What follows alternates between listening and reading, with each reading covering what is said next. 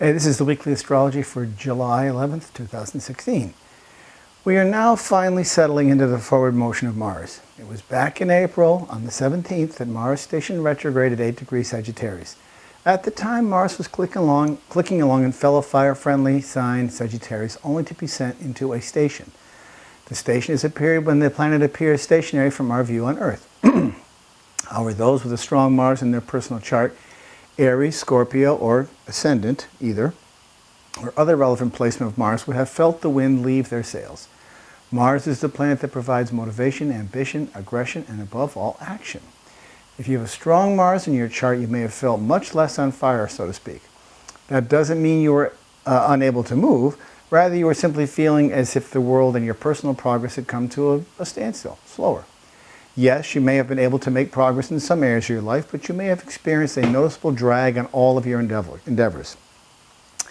To make matters a bit worse and more conflicted for Scorpios, the other ruling planet, Pluto, went retrograde just a few days after Mars, creating a double whammy. Although planets from Mercury outward all go retrograde at some point, Mars leaves a distinct impression simply because we notice progress coming to a tangible slump. With the political circus currently heating up, we can expect to see a much more aggressive approach on all sides of the spectrum.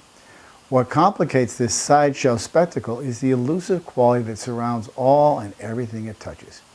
And unlike anything we have witnessed before, this wildly eccentric cycle completely epitomizes the Saturn-Neptune square we are currently immersed in.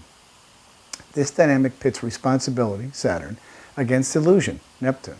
This is a false playground where inflated hyperbole butts up against the stark reality of what we all must face collectively. How do we mitigate this conundrum?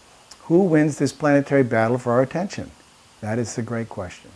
Illusion is a great foggy mist that clouds our view of what is truly necessary and important.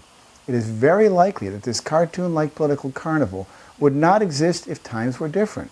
Unfortunately, we are driven by forces larger than us. We must ride it out with the hope that the truth and duty prevails.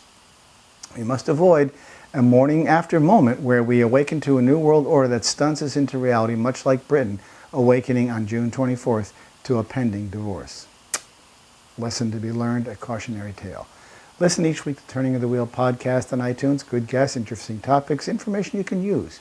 If you want to call me for a personal reading, 978-393-1036. My websites are turningofthewheel.com and turningofthewheel.tv, and I'm on Facebook, Twitter, and YouTube. And I appreciate any support you feel like giving me, because I do this just for the heck of it. And I love astrology. Take care. I'll see you all next week.